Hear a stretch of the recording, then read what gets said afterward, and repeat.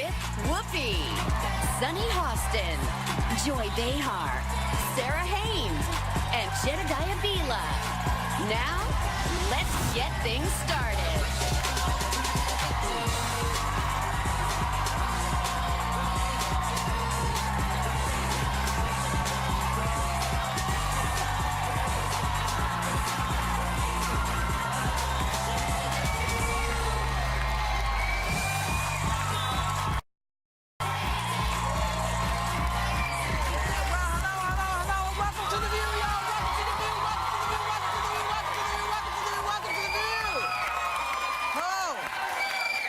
So, before we start, last night, you remember we asked you a couple of weeks ago, Joy, where you had gone. You'd gone to see Glenn Close in Sunset Boulevard. I went yesterday, and Betty Buckley was there. Oh, yeah. So it was kind of amazing. Betty Buckley also did the show, and Glenn Close was extraordinary. Glenn is in crazy makeup. I'm just looking like me. And there's Betty Buckley. And listening to them talking about the music, you know, and how high it is. And Betty said, oh, you know, I forgot how hard that song is to sing. I was just wonderful. She's great. She is. Glenn, it's worth seeing. It's like a hap in New York. Yeah. If you have any time and you want to see a really good show, go see Glenn Close doing Sunset Boulevard. It's really good. It's really good. That is a cautionary tale for men who cheat. Yes, it is. I make my husband watch it often. Why, do you think your husband cheats? No. In case. Just in case. Preventive medicine. See, I think preventive medicine is not always the best way to go. Because you put stuff in people's heads. Yeah. Oh, but you put the bunny in his head, too. That didn't go well for that bunny. Shadi plays that scene. The bunny but it didn't go well for Glenn either. True. That's true. So That's I'm just true. saying. Good point. I'm just saying. Suggestibility. That's true. That's right. Well, speaking about the bizarreness of life as we know it, you know who sat down with Tucker Carlson last night, where he gave an update on his claims of being spied on by President Obama. Take a look. When I say wiretap, those words were in quotes. That really covers, because wiretapping is pretty old-fashioned stuff, but that really covers surveillance and many other things. And nobody ever talks about the fact that it was in quotes, but that's a very important thing. But wiretap covers a lot of different things. I think you're going to find some very interesting items coming to the forefront over the next 2 weeks. Every day is a nightmare with this guy. I will just point this out. You know, when they redid Trump Tower, right? Yeah. When they put all the you know, the stuff in that keeps stuff from exploring through the windows. One would think when they retrofitted the building, if there were wiretaps in there or any kind of surveillance in there, they might have mentioned it earlier. But now, you know, he said it in air quotes. He said he did it in quotes, but that's not really what he was saying. He was accusing President Obama of wiretapping. But he also said he was a bad guy. Yeah, he said all kinds of stuff. But also, he didn't use quotes in every tweet. So he used quotes in one. And Tucker Carlson, if you want to be called a journalist, you should have called him on that. But he did not, of course. But the thing is, a bunch of toadies he talked over about there. wiretapping, and now he's saying, well, I'm actually talking about a broader thing. My definition of wiretapping is to surveil your phone. Can you bring that back up? I want to point something out. When he says this is Nixon Watergate, he's talking about wiretapping. Yeah, and he's not talking about, you know, what's happening in your microwave. No, and the tweet above says tapping my phone.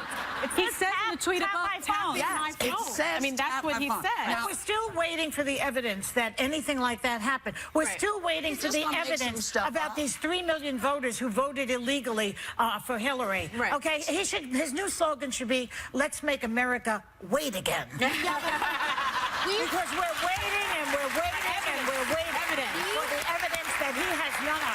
That's We have spoken about the idea that he distracts us on one side and gets other things done. And one thing that really disturbed me yesterday was a bill that's going to the floor in the House this week that's called the Veterans Second Amendment Protection Act. Now, not many people can argue with what this is. This is about mentally ill veterans that have been deemed mentally incompetent. Yes. Air quotes, not the way Trump Well, they have uses them. PTSD, a lot of them. Long-term PTSD, Right, yeah. dementia, Right. schizophrenia. Yeah. And what happens right now is 14 retired admirals came out and urged them, please do not pass not this bill. do this. Because the other thing is... What does the bill say exactly? They want to give them guns. They don't, They allow pretty to much have- they won't let the Veterans Affairs flag mentally incompetent, that's their language, Yeah. people from not getting firearms. Yeah. So the problem here is vets have a high rate of suicide. 20 vets a day commit suicide. Yes. 2/3 of those are by a firearm. Yeah. So the stats speak for themselves, and right now the NRA is backing this, so there's going to be a lot of power behind this. Yeah. So I would urge all of you to call your state representatives, your senators, if you agree with this, which I find it hard anyone wouldn't. Well, the NRA doesn't. Well, Yeah. and that's the power force right now. Is, Yeah. people are really frustrated with this bill, and this is the second one allowing mentally ill Yes. people. And again, I would say to everybody, if you're not liking what you're seeing, if you're if you are a Republican in particular and you don't like what your representation is doing, you have the opportunity to change these people out. Because anybody who votes and says it's okay to give mentally ill people firearms, who sits back and allows that to be passed, I don't know if they're representing you. They shouldn't be representing you. And you've got to call your state offices. You've got to call your legislators. It has to come from within the party, though, because for people on the other side, when you have people on the left that come out and say this isn't a bill that makes sense and you're talking about guns, a lot of times folks on the right say, well, you know, they page it as, oh, left-wingers don't care about guns. But if you have people within the Republican Party, when within is the that gonna right, happen? well, you have one sitting right here. But we have so the it power, happens. Jen. Let's just say, We have the power. The people have the power. Remember, it's we 100%. people. People need to call their I want to read that bill because that sounds concerning to me. I want to see what the language looks like. Well, I don't have the exact. Yeah, I want to see it because I think you want to see the original bill. Well, I want to which see is the what bill we that's being talked- proposed. Well, this is the second. This is the second one. This is the second time that they are saying it is okay for people with issues. Now, remember, Republicans always say, "Well, you forget about the mental health issues." That's true. That people have, you know, when they go in and shoot up something. Yeah, that was that's the whole argument. And they're cutting that it's funding. not the guns, it's the mental illness, and then they give guns they're for cutting mental down illness. for treatment. This That's why VA I'm bill has come to the floor before and been denied. It was brought about after the Virginia Tech shooting because the guy was deemed mentally incompetent. And the problem is that it stood up under George W. It stood up under Obama, so it had bipartisan support. But now the NRA is pushing really hard. The other regulation, not this VA one, but the original one they rolled back, was a result of the Newtown shooting and the mentally incompetent shooter. Yeah. So these things don't really have a counterpoint unless you're the NRA. Or unless there's language in the bill that for some reason allows it to be a slippery slope. I'm not saying there is. No, I'm not saying there is. language. I have the exact language. What the NRA is arguing is that because these people are put on a list, and by the way, the way the bill stands right now, they can at any point protest it and get their name off of the bill. The NRA is saying not everyone can get health care and mental health care So they can't get off or of the legal list. aid to get off of the list. Well, And they're also arguing But that means privacy. they weren't treated for their mental illness if they didn't have health Oh, care. they just want to sell guns. Why don't you just admit No, because this is more than about guns. This is about a group of people who say every time there's a shooting, well, we have to start dealing with more mental health issues. Yeah. It's the first thing they say. cut out funding for I mental understand that. But the point is, when you say you care about mental health issues, you cannot then turn around and say, let's give him or her a gun. Well, they're doing it. You can't Well, do they're it. doing it. Well, that's why I say, get to your representatives, get to the people who are representing you, because they're doing this in your name. And don't whether you're a Republican or a Democrat, they're doing this. This is happening in our name. Tell them you won't vote for them. That's all. We'll be back. Later, driven to distraction? Are wiretaps and tax returns taking your eye off historic policy changes that could impact your entire family? Tomorrow, it's the day we've all been waiting for. Friday! Oh, yeah, and we're bringing you red-hot topics. Plus, our political view heats up when conservative commentator Tomi Lahren brings her view. Wait for that one. Tomorrow on The View. Still ahead, American Crime star Regina King and Dancing with the Stars Maxim Chermakovsky.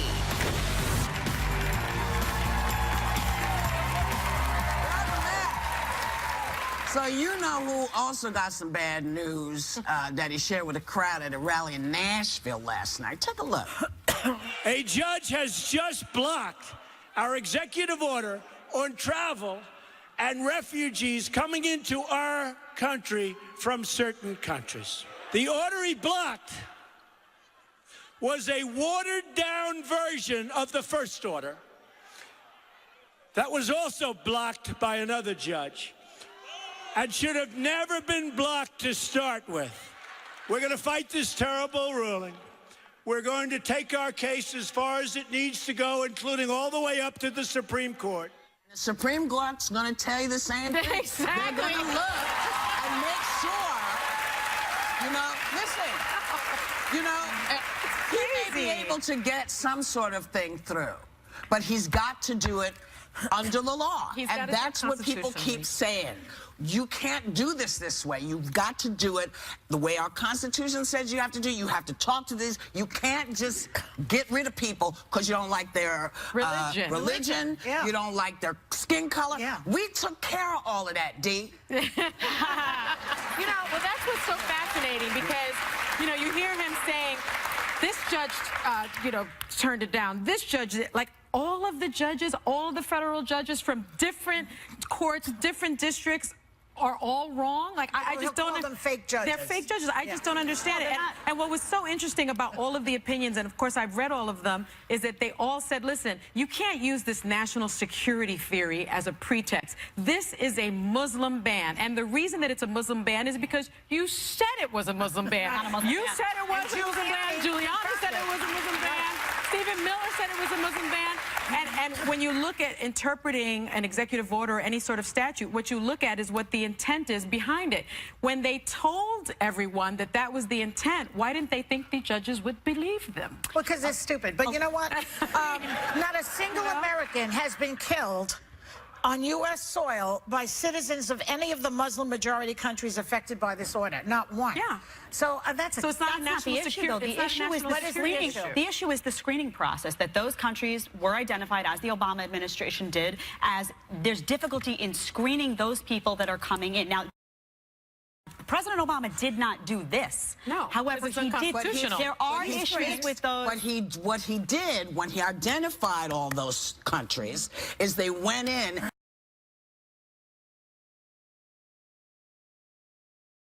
and tightened it up so that they would not have the issues that everybody was finding. Listen, this is exactly what we all say it is. I disagree, though. I know you do. Can I tell you why I disagree, though? Please. Because there are a lot of Muslim. With what? First of all, the first ruling that he put out, I had a problem with. The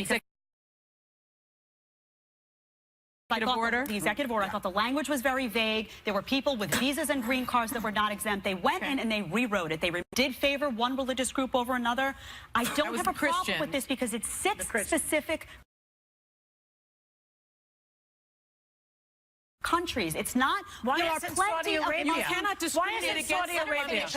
There are plenty of Muslim-majority countries so on screening That's for where Islamic the terrorists terrorism. came from, Jed, in 9/11. That's where they came from.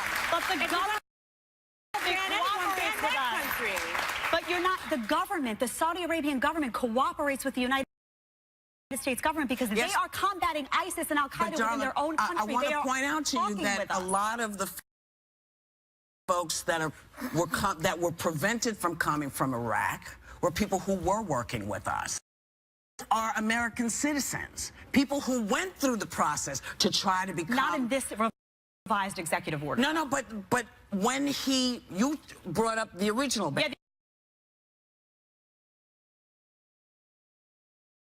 the original one was a problem. That's why he rewrote it. But I just want to make sure that everybody understands that he may have rewritten it, but he hasn't changed the content. And he hasn't changed the intent. And that's what the judges are looking at. That's arguable, too, though, isn't it? But some lawyers, Alan Dershowitz, certainly not a conservative, going out and saying that the intent when you go to the Supreme Court, it's not about intent because then you could use anything anyone said about campaign. It's about the well, they're wrong. And also, let me tell you. wait a minute. We'll see. We're going to find out. They're wrong. They're wrong. They're wrong. And I would challenge anybody. I challenge anybody to tell me that. Anybody. Explain why it's. Look at the four corners of what the language is. You look at the intent. Now, in reading intent, what do you look at? What people say. And Rudy Giuliani said Trump asked him to legally create a Muslim ban. Trump told Anderson Cooper, my friend, we can't allow people coming into this country who have this hatred of the United States, Islam. In a February interview, Stephen Miller, his surrogate, said, fundamentally, you're still going to have a Muslim ban but that's not what it does. In a national security dress. You can make, it's arguable that the original executive order would have had that impact, but the language of this does not. It protects people. Why do you think it? Why do you think it is a clearer? It's clearer in this Have the executive intent order. changed. For me? Yeah. Why is it clearer? Because visa. Well, when you exempt visa holders and green card holders. Asking you is what is now what he's talking about, the ban he's talking about right now. Yep. The new what is the thing. intent? What's the what intent? do you think the intent is? No, I can tell you I have no idea what his intent is. All I care about is the language within the order and whether or not, as the executive, he can manipulate this language to hurt one citizen over another. And I believe that this language in this particular order protects people from Muslim-majority nations where those countries have proper vetting, and it does not protect people where they are not on that properly list vetted. has proper vetting. That's and hold on, because you can't just walk into America. You can't just walk in here. It's a 2.5 year process. If you do it the right way. Well, that's what most of the people have been doing. And I know it's semantics, but whenever you put that thing where you're not sure what I know.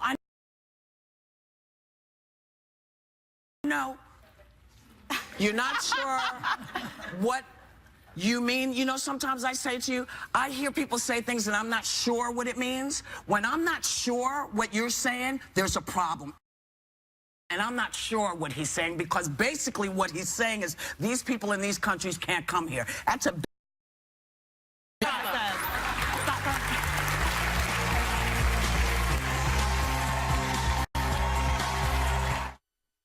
Ashley Home Store is celebrating its 72nd.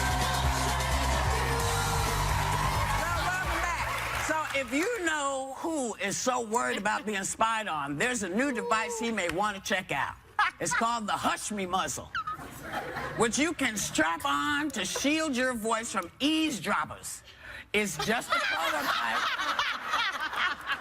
But I guess people, I would like to send this to him.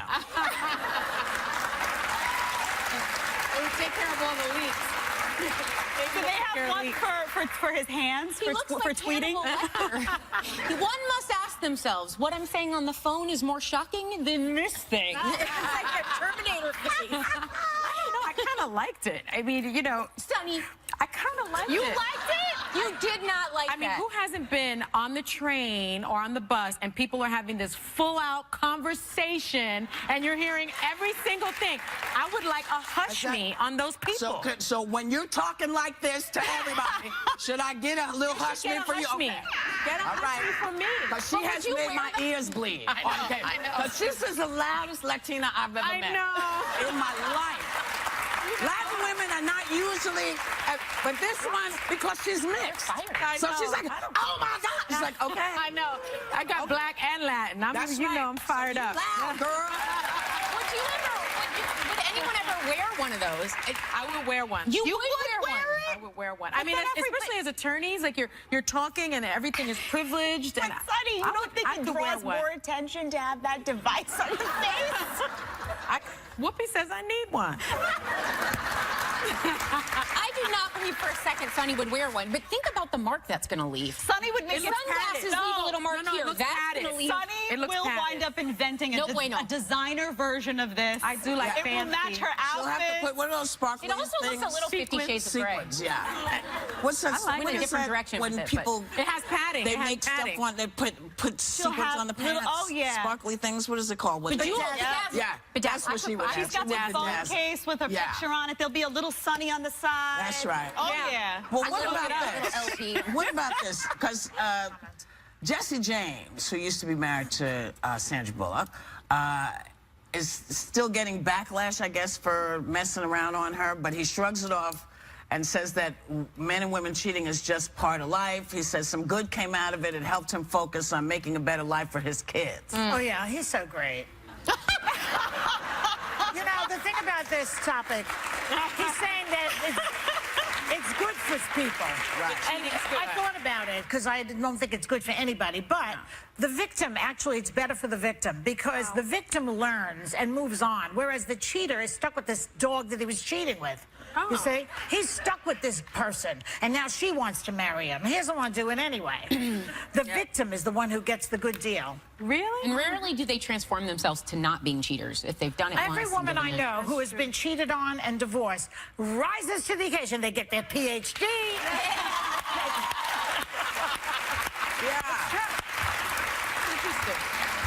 I think it's true for both sides. Yeah. Whoever needs to get out, gets out and goes big. We'll be right back. Well, the cheater. Hi, I'm Regina King, and I am about to hang out with the ladies in 240 seconds. So count them down with me. We're about at 2:37, 2:36, 2:35. Hey, ready for the big meeting?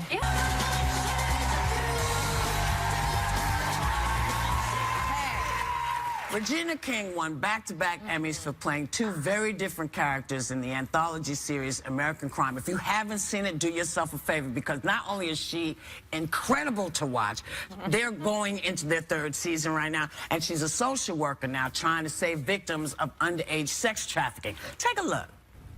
How much did you get a turn, Shay? $50? $30? And then taking that money back to Billy because he said so? And where was he? Was he anywhere around? You tell me that that felt right to you, and I'll leave you alone. I don't know how we fix it. Please welcome the really extraordinary Regina King, y'all.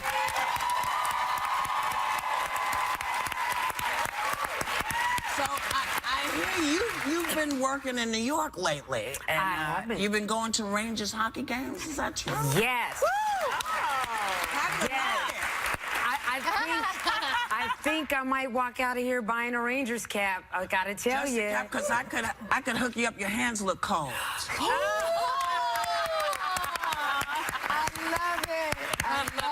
We'll go to some games. Oh my 'cause I God, love hockey. so Hockey's much fantastic. fun. But you love all sports. I love all sports, and I'm just getting into the hockey. So the Rangers are teaching me about hockey. I'm loving it. I'm loving it. Now, since you've been in New York, I'm sure you noticed that the storm that came through here was named Stella. Was it really? Which reminded me, it reminded me a little bit about a film you guys were in. Stella Got Her Groove back in 1998. Tell us secrets. What do you remember about that? I remember that I was bummed because I did not get any scenes with Whoopi. Yeah, we didn't have any scenes. Like that, really sucked to me. And then I didn't get to go to Jamaica. They left you back home? Yeah. I got to go to Jamaica, and then I came back and died. That's right. But you got to go to Jamaica. Was Jamaica? Well, let me tell you what was walking around in Jamaica. Hiding in my shoe. This big, you could have ridden around on it. No! You could have said taxi, and this bug was this big. I'm just saying. You could have said taxi, the bug would have come up, and you could have stood on the bug and gotten taken where you were going. I'm just saying. Such a good movie. Yes, though. it is a great It was movie. such a great movie. Now, when you won your first Emmy, you took your son Ian as your date. We have a photo. But I hear the second time, it's so cute. But the second time you won, he wasn't able to watch it on television. Our cable went out. Like, oh. I paid my bill, though. Anybody that saw the first episode of American Crime this season. Anyway, yes, literally doing the last glam touches and everything. And he's like, Mom, what's going on with the cable? And it didn't come on, so he didn't get to see it live, so I had to call him. Because you brought your mom with you. I brought my mom. That's nice. That's fantastic. And I'm looking at your arm, and I'm told you have a similar tattoo to your son. Yes. Identical. Yes. It's Hebrew, Aramaic. In Aramaic, it's phrasing. Hebrew's more like letters, not really meaning much, but it means something. What does it Aramaic, unconditional love. We were taking Kabbalah classes, and he said, well, let's choose 3 each and not tell each other which ones they are, and whichever one that's matching, that's the one we're going to get a tattoo. And we both chose unconditional That's nice. love. That's the most important thing of being a parent. Yes. Let's talk about the show a little bit, your show, American Crime. I'm a huge fan, and so is Whoopi. So we've been watching it from the beginning. I just think it's a great show. And the show takes on all these, as we noticed, sexual trafficking and everything, and undocumented immigrants. And your storyline is the sex trafficking. I'm wondering, did you do any kind of research for the part? Did you learn anything about the social worker who does that type of work? Yeah, actually, I did. I learned a lot about the system. I got a chance to get like a crash course from a woman named Terry Bright. She's a director of programs at a place called the Elizabeth House in LA. Yeah. And she basically let me, what she's doing is she's running the programs that when my character finds these kids, I place them at the Elizabeth House or places like that.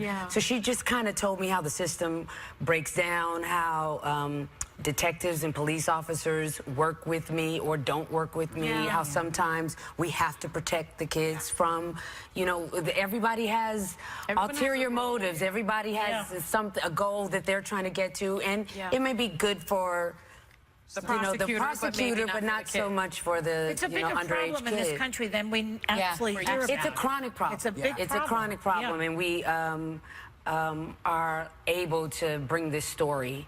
It's so wonderful. That's what you've been doing. You went from racism and, you know, with the football. Bullying. I mean, this is social media, the dangers of social media. Like important stuff. All over, It's all social commentary. It's really well done. And the beauty of what John Ridley does is that he presents this story. He's not telling you what you should believe or that someone's right or that someone's wrong. He's just presenting this story, and you leave with it asking the questions of yourself that you need to ask. It's Throwback Thursday, so I want to mention a couple of your other amazing roles. It's been 21 years since one of my favorites, Jerry Maguire. I'm sure our audience loves that one. 26 since Boys in the Hood. And who can forget you as little Brenda Jenkins on 227? I'm sure. Now we have a clip we're going to show. Take a look. Miss Clark. Oh, call me Sandra. Sandra. I was wondering if you could help me out on some advice about what to do about, man problems. You having problems with the boys already? Well, one boy. One's fine. You want to start slow. Hasn't your mother told you all about this? Well, yes, ma'am, but she's married, so she doesn't have much to do with men anymore. What do you think when you see that? You were 13 years old, or what do you think when you see it? Thought several things. Let's just go with the positive one. You know, my voice is so high. Wow. And I see my son in my face there, and I think how blessed I am. I mean, 30+ years, and I'm here. Amazing career. More to come. You know, I'll tell you what I see. I saw lots of little girls of color seeing you, thinking, I want to do that. That's what I saw when I saw that. Thank you for coming, baby. American Crime. Time airs Sundays at 10 p.m. right here on ABC. Please do yourself a favor and watch this. We'll be right back.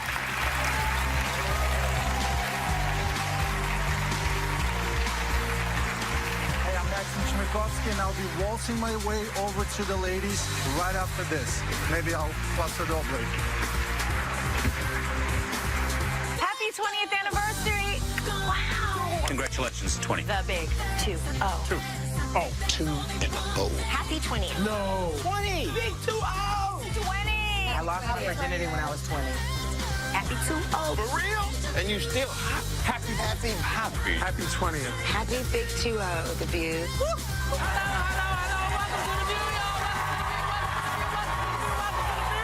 The View Season 20, weekdays on ABC.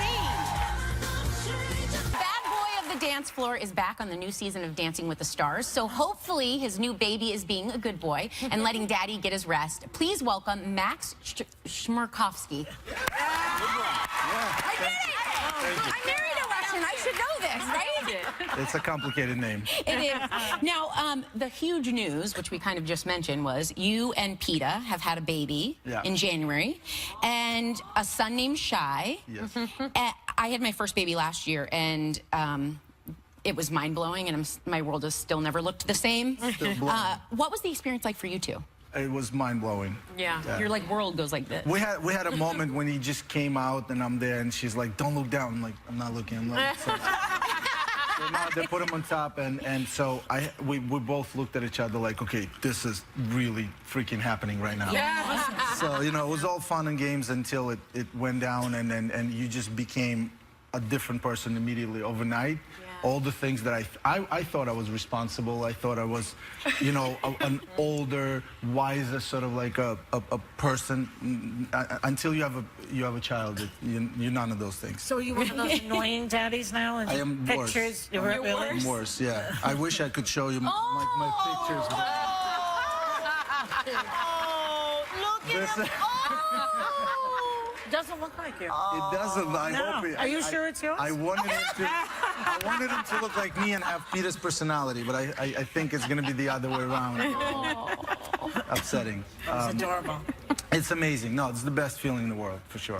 Now, Dancing with the Stars resumes on Monday. We're all very excited, but I have to address an elephant in the room. Your partner, Heather Morris, she's well known from the show Glee, but she's also a professional dancer. So people are in uproar about this. Is it fair? Are you cheating? Let's break it down. Two professional dancers? So if anyone were to get Heather Morris, I hope it would have been me, and so I'm happy. But, the perspective that I put it in my own head just to kind of justify this is the fact that, the show is a platform for people from all walks of life to come on and to present themselves. For the first time in 24 seasons or whatever, someone from her profession comes in, and this is someone that's close to us. So it's like essentially a dancer was invited on Dancing with the Stars as a celebrity. I get it. We've had people in the past that had just as extensive dance background, but the pressure is going to be bigger. We're gonna have to have more to do. We'll have to show, I would think that it'd be harder on her in a way, that the judges would be harder on her. Right. Yeah. Well, she's the one telling me, don't put pressure on yourself. Don't. I'm like, I got this. I got this. I'm a father now. I got this. You got it. Well, you have won a Mirrorball trophy, but PETA, Just your one wife, your wife and your brother have won twice. So this season, your wife is dancing. Did you see that there's also a little Mirrorball that the little guy Yes, has? what is that? Well, because she was 8 weeks pregnant when they won with Niall. Baby, a miracle. Oh, that's adorable. So now he got one before even being born, and I only have one after 10 years of Dancing with the Stars. Well, all of you are battling it out because now your baby has one. Your wife is dancing. Who has two? She's dancing with The Bachelor, Nick Viall. Val, your brother's partner with Norman Corday from Fifth Harmony. Yeah. With all of you battling it out, who's going to win? I hope I will. I hope. Listen, it's all fair game. We'll do our best. They'll do their best. Val is definitely on the height of returning champion, and But Peter, I think, is the biggest story of the season so far. The comeback is just ridiculous. I see her every day. Wow. I can't not be. It's beyond how I imagined it and what women go through, what you guys went through with having kids. I had no idea. I thought I was smart. I thought I was book read. You just walked out? I expected a lot of stuff. I did not expect all of this. Really? You're also, I hear, They working do it with... different in Russia, I guess. You're also, I hear, working with our sponsor, Swiffer, to help them Yes. celebrate their 18th birthday. Can you just tell us about that? Absolutely. I've entered adulthood officially, although a lot later than Swiffer. We're celebrating Swiffer's 18th birthday this year. The products are incredible.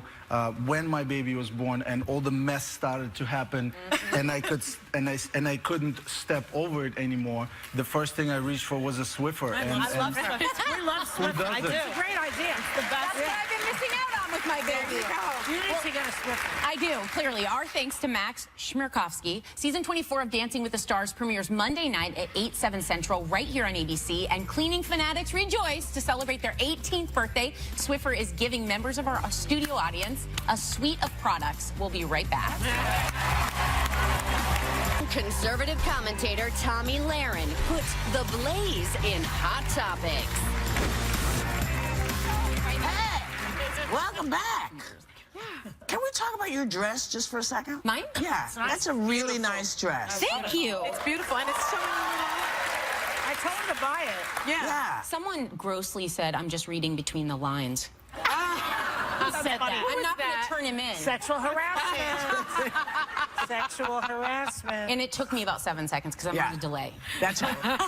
Well, we weren't going to tell anybody, but it's all right. Hey, you know what? We want to say thank you to you all for coming out and hanging out with us today. We want to say thank you to everybody at home. We want you to have a great day and take a little time to enjoy the view.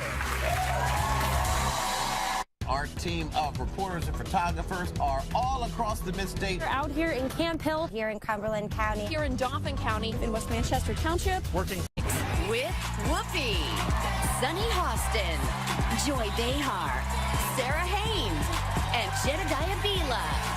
Now, let's get things started.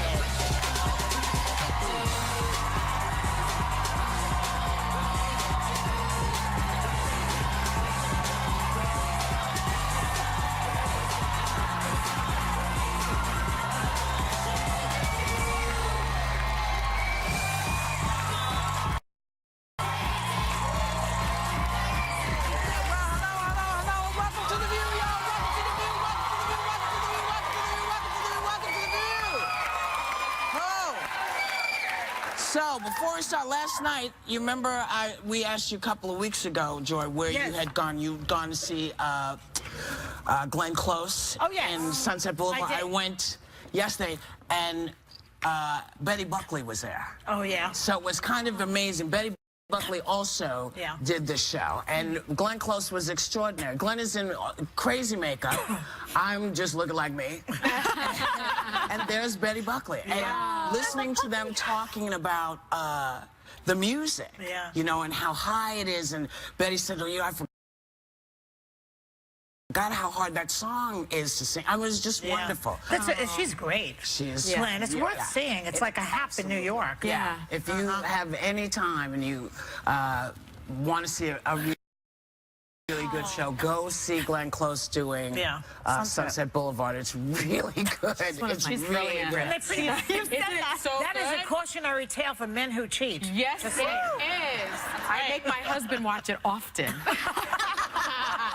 Why, do you think your husband cheats? No. In case. Just in case. Preventive medicine. See, I think preventive medicine is not always the best way to go. Because you put stuff in people's heads. Yeah, but she put the bunny in his head, too. That didn't go well for that bunny. She plays that scene, the bunny. Yeah, but it didn't go well for Glenn either. True. That's true. That's true. Good point. I'm just saying. Suggestibility. That's true. That's right. Well, speaking about the bizarreness of life as we know it, you know who sat down with Tucker Carlson last night, where he gave an update on his claims of being spied on by President Obama.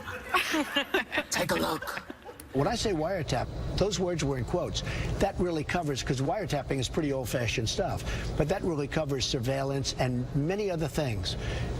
And nobody ever talks about the fact that it was in quotes, but that's a very important thing. But wiretap covers a lot of different things. I think you're going to find some very interesting items coming to the forefront over the next 2 weeks. Ugh, every day is a nightmare with this guy. I will just point this out. You know, when they redid Trump Tower, right? Yeah. When they put all the you know, the stuff in that keeps stuff from exploring through the windows. One would think when they retrofitted the building, if there were wiretaps in there or any kind of surveillance in there, they might have mentioned it earlier. But now, you know, he said it in air quotes. He said he did it in quotes, but that's not really what he was saying. He was accusing President Obama of wiretapping. But he also said he was a bad guy. Yeah, he said all kinds of stuff. Yeah.